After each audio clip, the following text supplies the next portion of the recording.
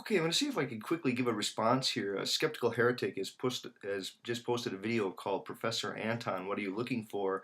And that was a response to my video called Calling Out Scientific Materialists. And I was trying to get, I guess, a response from people partly on this issue of what do they mean by a thing and the reduction of all reality to material and some of the problems that come from, and I had posted even in the comments on this video a long time ago, things like mathematics and mathematical realities are there. Lots of them are relations. They're kinds of relations that don't seem to be locatable to the material world in the same way that we can talk about lots of empirical phenomena. And rather than, and I guess this is part of the difficulty I think with YouTube, that YouTube has a little bit of an orientation toward a scientific worldview that I think it misses some of the kind of everyday sticky, messy, common problems that come from just language itself. And so first what I want to do is I want to clarify a little bit and hopefully not get, I don't want to get into an argument with Skeptical Heretic over the scientific worldview. Um, to me, it's an argument over what does the scientific worldview really look like. I'm not advocating a view counter to science. I guess I'm trying to get at what is the scientific frame there. Is the frame that everything is all energy? I was saying if that's the claim and energy assumes different phases and states and that's what we mean by material, I said I'm on board with it. But if we're going to say that there are, for lack of a better word, materials that seem to be what they are, and there is a sort of bedrock ground there, well, that does seem to be a problem. And I want to see if I can illustrate it where it appears just a little bit in your video. Now, I don't think that you were intending for this to come off this way, and my guess is you're going to feel that this is taken out of context. Somewhat, I think, the way that I feel that mine was taken out of context, but here's what you say here. So it is all energy, and it all gets back to energy. Okay, that's and right. That's what we are, and all of our emotions and thoughts, they arise from not necessarily this giant waveform of energy that's moving through the shape of the universe, although that's the way I look at it. But it's the emergent pattern of how this interaction occurs is what creates these different constructs of wetness with water and so forth, and tactile sensation. You technically never touch anything. See, there was the line. You never touch technically anything. Okay, what is you? So you used in that little phrase there, you used the word I, and you used the word we, and you used the word you, but I'm not really sure what we mean by it. Now, my guess is that, this is such a difficult discussion to have because I'm not advocating that there's a supernatural or immaterial reality. If by that we mean something not material, my question is, to what extent are relations as real as things? Now, I'm going to see if I can ease into this just really quickly. One way to come at it is when I was younger, there was a long time when I believed that in order to register change, or in order to perceive change, there would need to be something unchanging. And I kind of had this notion of, again, if change were absolute, the change would go unregistered because there'd need to be something that stayed the same in order to recognize the change. The older I got, the more I realized that that's not really the case. All you need are intersecting rates of change, and when intersecting rates of change come together, those actual places of intersecting change, they produce what appear to be objects or things with a meaning. Now, the line from John Dewey, and this is the most important line, is where communication occurs, events turn into objects, things with a meaning. Again, where communication occurs, events turn into objects, things with a meaning.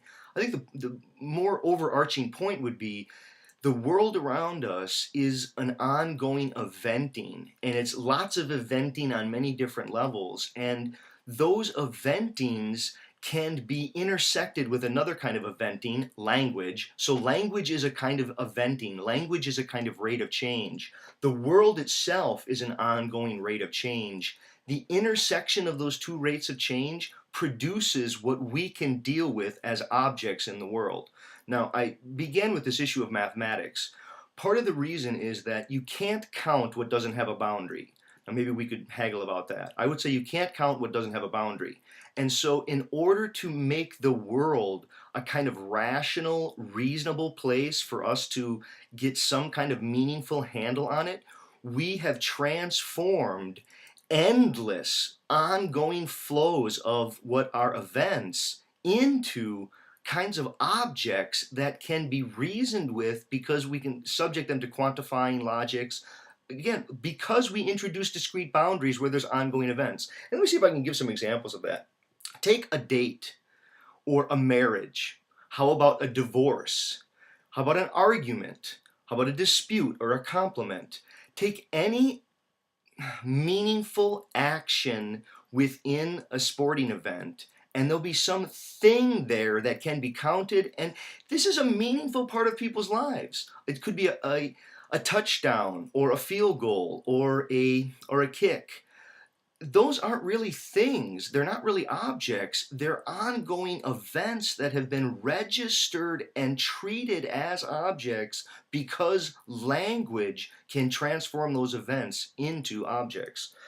Think of a week, a day, or a month. I mean, these are major realities. I mean, many people, I mean, it's one of the most important questions. If somebody's, out of it mentally, you say, what day of the week is it? And, you can look around and you're not going to be able to see the day of the week.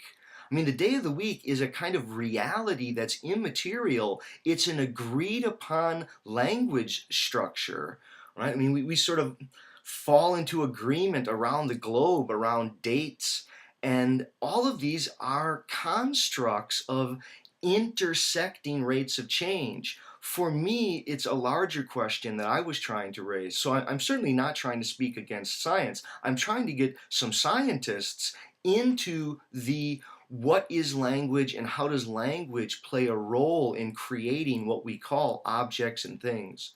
So I think many people seem to believe that what troubles people are the things of the world. And that's partly true, but so many of what we call things couldn't be the things they are without the language that we're using. Language turns this ongoing flow of events into meaningful objects, and it's those particularly those kinds of objects that appear only given the observer that I'm somewhat interested in. So when you use the example, I never come into contact with the stuff in a technical way. Well, what is this I? Is this I not just more event? Now, again, I don't want to pick a fight with you over that. I don't think that you meant it in that context, but that's kind of the way that I think you're suggesting. It's as if you were suggesting that there is some sort of I that wouldn't be in contact with it, to which I would say, no, that I isn't a material thing that somehow could be in contact with an eventful world. The I is just as eventful as the world itself. Even the world's not a thing like it can be pictured when we look in, objects from a or when we look at photographs from a satellite. I mean, when I hold up this mug here, right? I mean, the mug is a swirling electron cloud. I think that's a pretty easy one, but it would seem like all reality is eventfulness. Yeah, it is. It's ongoing eventfulness. I think the question is how many of the items that really that people do worry about, and it's objects like a wink. It could be natural disasters like a flood or a hurricane, an earthquake. It's interesting. We call them things, and we can say, well, that's the third earthquake this year, and we can quantify them that way. But each is a unique, once occurrent event that, because our minds can represent them in abstract ways, we end up thinking that the world has so much more of material when in fact, again, a lot of that material are relations and ongoing relation states maintained through language. Okay, so thanks.